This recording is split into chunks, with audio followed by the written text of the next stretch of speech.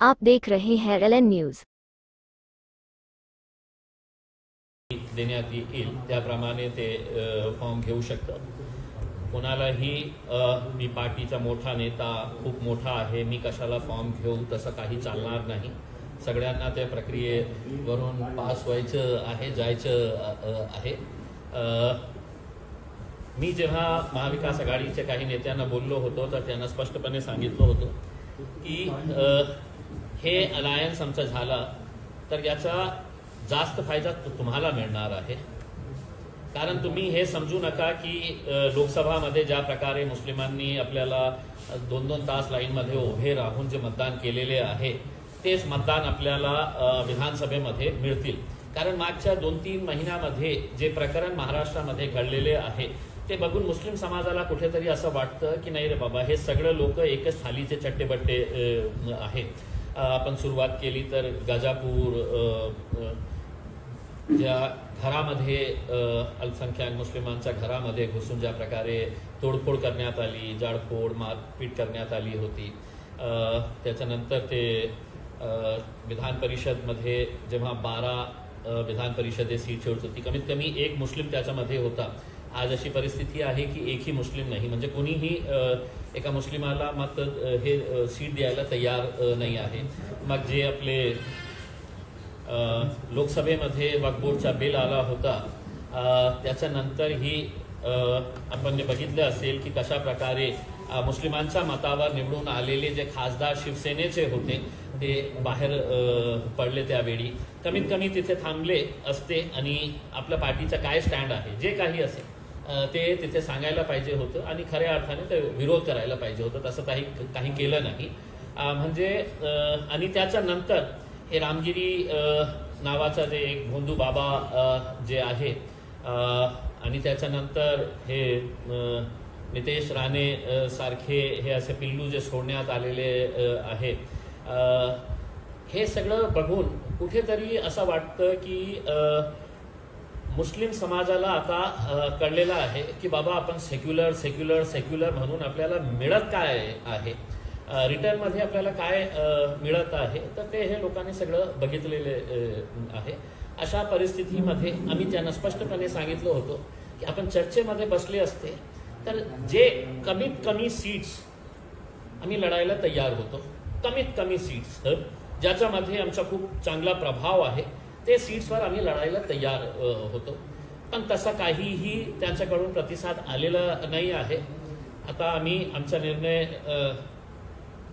घ्यायला इंडिपेंडंट आहे आणि जे काही आता डिसिजन घ्यायचं आहे 8 तारखेपर्यंतही त्यांना हे आहे की 8 तारखेला ओवैसी साहेब येणार आहे, त्यांच्याकडून काही चांगला प्रतिसाद तर आजही आम्ही त्यांच्यासोबत बसायला तयार आहे।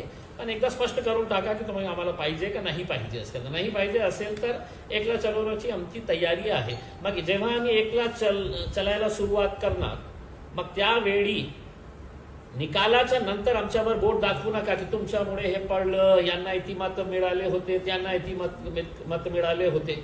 एका अर्थाने तुम्ही आम्हाला एक मेसेज देत आहे की नाही आम्ही तुम्हाला घेणार नाही कारण तुमची काही ताकद नाही आहे महाराष्ट्रामध्ये म्हणून आम्ही तुम्हाला घेत नाही, हे एक मेसेज तुम्ही देत आहे। मग आमची ताकदच नाही आहे तर तुम्हाला चिंता करण्याची आवश्यकता नाही आहे। मग मी 100 सीट्सही लढू शकते, 200ही लढू शकते, पूर्ण 288वरही आम्ही लढू शकतो आणि आमची तशा प्रकारे तयारीही झालेली आहे। दुसरा म्हणजे रामगिरी नावाचा जे भोंदू बाबा ज्याला आमचा पूर्ण विश्वास आहे की एकनाथ शिंदे साहेब जो महाराष्ट्राचे मुख्यमंत्री आहे ते महाराष्ट्राचे मुख्यमंत्री आहे, एका जाती धर्माचे मुख्यमंत्री नाही आहे। हे अशा प्रकारच्या पिल्लूंना त्यांनी सोडलेले आहे, नाहीतर त्यांचं कोणत्याही कारण नाही होतं की त्याच दिवशी जेव्हा पूर्ण देशामध्ये रोष होता त्या बाबाच्या विरोधात त्याच दिवशी ते येऊन अशा प्रकारचे भाष्य करणे असं वाटत होता की कोणत्या एका टपोरी नेता जे आहे ना तुझ्या केसाला मी हात लावू देणार नाही करके, हे मुख्यमंत्री सारख्या पदावर बसलेल्या माणसाला हे शोभत नाही। ते मुसलमानांचेही मुख्यमंत्री आहे, महाराष्ट्राचे मुख्यमंत्री आहे आणि जे महाराष्ट्राची एक परंपरा राहिलेली आहे ज्याच्या नावाने तुम्ही आपल्या भाषणाची सुरुवात करतो, छत्रपती शिवाजी महाराज, छत्रपती संभाजी महाराज, फुले, शाहू, आंबेडकर यांच्या नावाने, त्यांचा 1% गुणही आपल्यामध्ये नाही आहे. त्या दिवशी एकनाथ शिंदे साहेब तुम्ही सिद्ध करून दाखवले, ज्या दिवशी तुम्ही हे असा प्रकारच्या घाणेरड्या प्रवृत्तीच्या महाराजांच्या तुम्ही पीठ थपथपवण्यासाठी आले होते. मग त्याच्यानंतर काय झालं? 58 FIRs देशमध्ये रजिस्टर करण्यात आलेले आहेत त्या भोंदूबाबाच्या विरोधात. 58 म्हणजे याचा अर्थ काय होतो की कुठेतरी काही प्रकरण झाला, 1 FIR, 2 FIR, 4 FIR होऊ शकतं, पण 58 FIRs रजिस्टर झालेले आहे. हे 3 दिवस अगोदरचा आकडा मी बोलत आहे. बहुतेक आजपर्यंत ते 60 पर्यंत गेलेला असेल, 65 पर्यंत गेलेला असेल. म्हणजे काहीतरी त्याच्यामध्ये गांभीर्य आहे, त्याच्यामध्ये लोकांचा रोष आहे, म्हणून इतक्या मोठ्या संख्येने देशभरामध्ये त्याच्या विरोधात FIR रजिस्टर होत आहे आणि पोलीस कुठल्याही प्रकारची दखल घ्यायला तयार नाही आहे. आणि घेणार कशा? कारण हे सगळे पोलीसवाले जे आहे त्यांचे हात बांधलेले आहे, त्यांना आपले पोस्टिंग पाहिजे, चांगली पोस्टिंग पाहिजे. मग कशा आपण मुख्यमंत्र्यांच्या विरोधात जाऊ? कशा आपण देवेंद्र फडणवीस साहेब जे आपल्याला पोस्टिंग मध्ये नाही तर आपल्याला गडचिरोलीला पाठवणार, तर गप्प बसलेले आहे. कोणीही त्याच्या बाबतीत काही कारवाई करायला तयार नाही आहे. मग याचा अर्थ काय झालेला आहे की फक्त आम्ही कागद काले करण्यासाठी आम्ही हे FIR रजिस्टर करत आहे. मग त्याच्यानंतर हे चिल्लू पिल्लू जे आलेले आहे, देवेंद्र फडणवीस साहेबांनी या पिल्लीला सोडलेले जे आहे, त्याची भाषा कशा प्रकारे ते वापरत आहे, त्याच्या विरोधातही काही करायचं नाही. आता मी मुस्लिम समाजाला आणि जे सेक्युलर नॉन मुस्लिम्स आहेत त्यांना हात जोडून विनंती करतो की कृपा करून असा जेव्हा काही वक्तव्य कुणी करत असेल तर आपला वेळ FIR रजिस्टर करण्यामध्ये घालू नका. कारण आपल्याला स्पष्ट झालेला आहे की हे पोलीस नाही आहे, हे वर्दीमध्ये बसलेले RSSचे, भारतीय जनता पार्टीचे, एकनाथ शिंदे शिवसेनेचे हे सगळे कार्यकर्ता वर्दी घालून बसलेले आहे. म्हणून तुम्ही तुमचं जे कर्तव्य आहे, आपल्याला माहित नसेल का विसरलं असेल की जेव्हा आपण शपथ घेतो पोलीसची नोकरी घेण्याच्या वेळी, त्या शपथमध्ये काय लिहिलेलं असतं. मला दुर्दैव वाटतं हे बोलायला की महाराष्ट्राची पोलिसांनी, सगळ्या वरिष्ठ अधिकाऱ्यांनी हे विसरून टाकलेली आहे. आता अशा परिस्थितीमध्ये काय करायचं? पोलीस कारवाई करत नाही, मुख्यमंत्री त्यांचे पीठ थपथपवण्यासाठी येत आहे. मग 2 ऑर्गनायझेशन्स बॉम्बे हायकोर्टमध्ये रेट फाईल केली. हायकोर्टाला हे समजावून सांगितलं की अनेक ठिकाणी लोक भूक हडताळवर बसलेले आहे, हंगर स्ट्राईकवर बसलेले आहे, वातावरण बिघडण्याची शक्यता आहे. 58 FIRs रजिस्टर झालेले आहे. पोलीस अद्यापही त्यांना काही कारवाई केली नाही, अरेस्ट केले नाही. बॉम्बे हायकोर्टच्या आणि सर्व न्याय प्रणालीचा आम्ही आदर करतो. We respect the judiciary. पण जे जजेसचे ऑब्झर्वेशन आहे त्याच्या बाबतीत त्यांनी काय म्हटले की मुंबई पोलिसांनी सायबर क्राईमची मदत घेऊन ते वक्तव्य ज्यांनी केलेले आहे ते वक्तव्य सोशल मीडियावरून काढून टाका. हे ऑर्डर आहे. मग जेव्हा वकिलांनी हे सांगितलं की पोलीस कारवाई करत नाही, तर जजेसचं असं म्हणणं होतं की तुम्ही आमच्यावर दबाव टाकू शकत नाही. नाही, हे दबाव नाही होतं, हे दबाव नाही आहे. जेव्हा पोलीस आपला कर्तव्य बजावण्यामध्ये अपयश ठरतो, मग आम्ही न्याय प्रणालीवर विश्वास ठेवून आपल्याकडे येतो की तुम्ही पोलिसांना आदेश करा की 58 FIRs रजिस्टर झाल्यानंतरही हे हरामी माणसाला कशाने अरेस्ट करण्यात आलेले आहे, याच्यावर का कारवाई करण्यात आलेली नाही आहे. म्हणजे काय स्पष्ट झालेलं आहे की मुख्यमंत्री साहेब, महाराष्ट्रामध्ये सत्तामध्ये बसलेले लोक, आज महाराष्ट्राचं चित्र बघा, कुठे ना कुठे त्यांना दंगल घडवायची आहे, म्हणून अशा प्रकारच्या प्रवृत्तींना मार्केटमध्ये सोडण्यात आलेला आहे. एक इन्सिडेंट होत नाही, तर दुसरा होत नाही, तर तिसरा होत नाही, तर चौथा. मी तर सगळं जे सेक्युलर माइंडेड लोक आहे, मुस्लिम समाजातले जे तरुण आहे, त्यांना धन्यवाद देतो की आज इतका होऊन सुद्धा, इतका ऐकून सुद्धा, काय देश माझा नाही आहे, हे महाराष्ट्र माझा नाही आहे, फक्त हे मुर्गी चोराचा आहे, हे चिल्लू पिल्लूचा जे आहे, हे सेमडे पोट्टे जे मार्केटमध्ये देवेंद्र फडणवीस साहेबांनी सोडलेले आहे, त्यांना काय वाटतं की आम्ही काही करू शकत नाही. आता ऐका, महाराष्ट्राचे मुख्यमंत्री एकनाथ शिंदे साहेब, देवेंद्र फडणवीस साहेब, अजित पवार साहेब, सत्ता येतं जातं, तुम्हालाही एक दिवस घरी जायचं आहे. तुम्ही काही कारवाई करत नसेल आणि तुम्हालाही वाटत असेल की तुम्ही पोलिसांना आदेश दिलेले आहे की कोणत्याही प्रकारच्या कारवाई आम्ही करू देणार नाही, इसके बाल को भी हम धक्का नहीं लगने देंगे, तर ऐका हो एकनाथ शिंदे साहेब, 5 दिवसाचा टाइम देतो तुम्हाला. महाराष्ट्राची सरकारला 5 दिवसाचा टाइम देतो. या 5 दिवसामध्ये हे हरामखोरा विरोध अगर आपण कारवाई केली नाही तर महाराष्ट्राच्या इतिहासमध्ये इतका मोठा रॅली घेऊन मी मुंबईला येणार आहे. पूर्ण महाराष्ट्रातून मोठी रॅली घेऊन तुमच्याकडे येणार आहे आणि तुमच्यासाठी मी कॉन्स्टिट्यूशन, संविधानाची पुस्तक आणून तुम्हाला भेट करणार आहे. तुमच्या कुणाच्या बापाची जागीर नाही आहे हे महाराष्ट्र राज्य. नियम आहे, कायदे आहे, कानून आहे.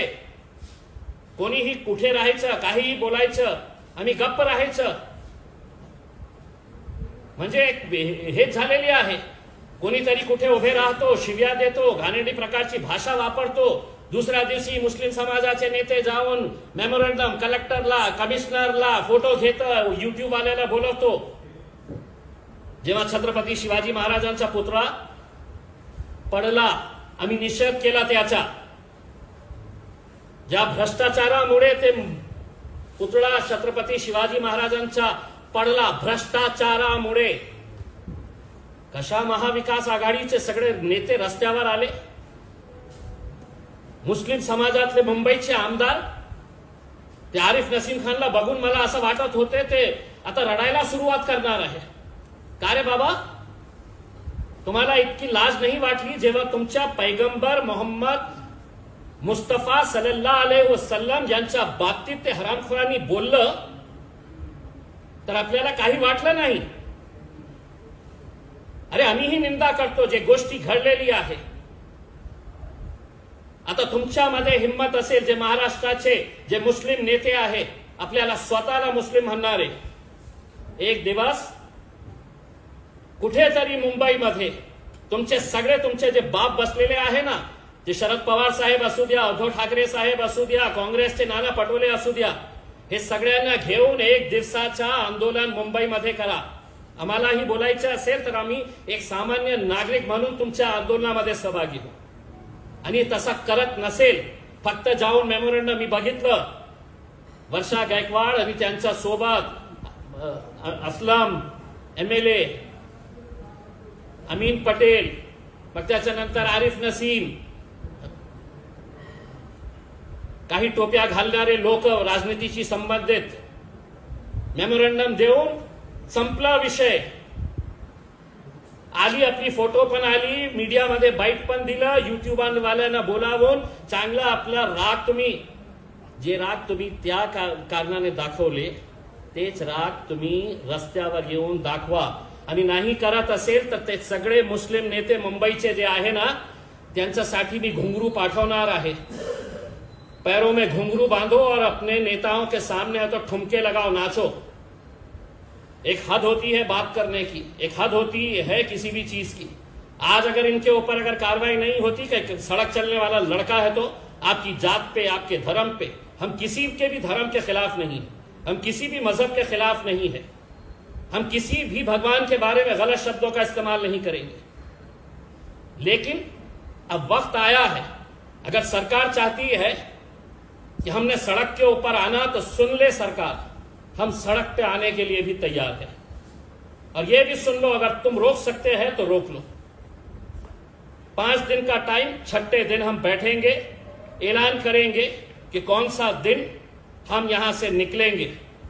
तब तक मैं महाराष्ट्र के वो तमाम मुसलमानों से अपील करूंगा जो अपने नबी से, अपने रसूल से मोहब्बत करते हैं, अपने गाड़ी घोड़ों का इंतजाम करिए। 5 दिन के बाद आपको बताया जाएगा कि सड़क के ऊपर कैसा निकला जाए, मुंबई की तरफ कूच कैसा किया जाए। कायदे से देश चलता है, महाराष्ट्र के अंदर कायदा है, कोई गुंडा राज नहीं चल रहा है। और आप डराने का है तो किसी और को डराइए। हमने बहुत सह लिए है आपकी आवारागर्दी, आपकी ये गुंडागर्दी, आपके छोड़े हुए ये पिल्लू। इतना सा है वो, आणि बोलतो की मी गब्बर आहे करके। अरे तुझी हाईट काय, तुझ्या बोलण्याच्या बोलायलाही येतं का? आणि एकटा सोबत, आपल्या सोबत 5-5, 6-6 गाड्यांच्या बाउन्सर्स, पोलीसवाले घेऊन फिरतात। तू काय हिंदू धर्माचं संरक्षण करणार आहे? तुझी स्वतःची लायकी आहे का स्वतःचं संरक्षण करण्यासाठी? मशिदीमध्ये घुसून मारणार। आता तुला मी सांगतो, तुझ्यामध्ये हिम्मत आहे ना, मशिदी तर सोडा। आमचे मित्र आहे ना जरांगे पाटील साहेब, त्यांची सभा महाराष्ट्रामध्ये कुठेही, जरांगे पाटील साहेबांची सभामध्ये तू तुझा फौज फाटा घेऊन तिथे एकदा जाऊन बघा। तू परत येतो का कसा ते तुझ्या समाजातले लोक तुला दाखवून देईल। दुसऱ्या समाजाच्या बाबतीत बोलूच नको तू।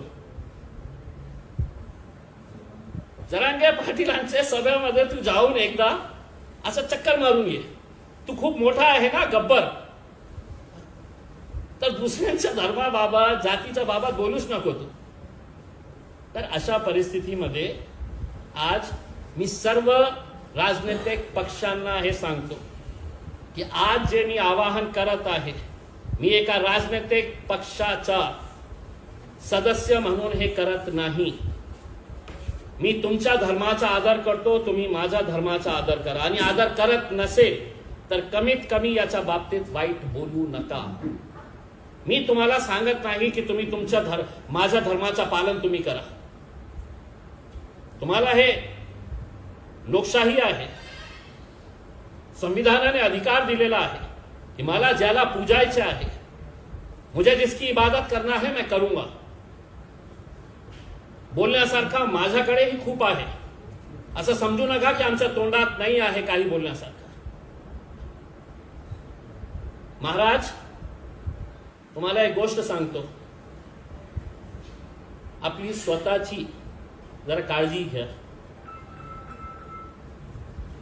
महाराष्ट्र सरकार, त्यांच्या बोलण्यावरूनच तुम्ही हे वक्तव्य केले होते, कुठेही काही झालं नाही। रोष आहे लोकांचा, तक्रार केली।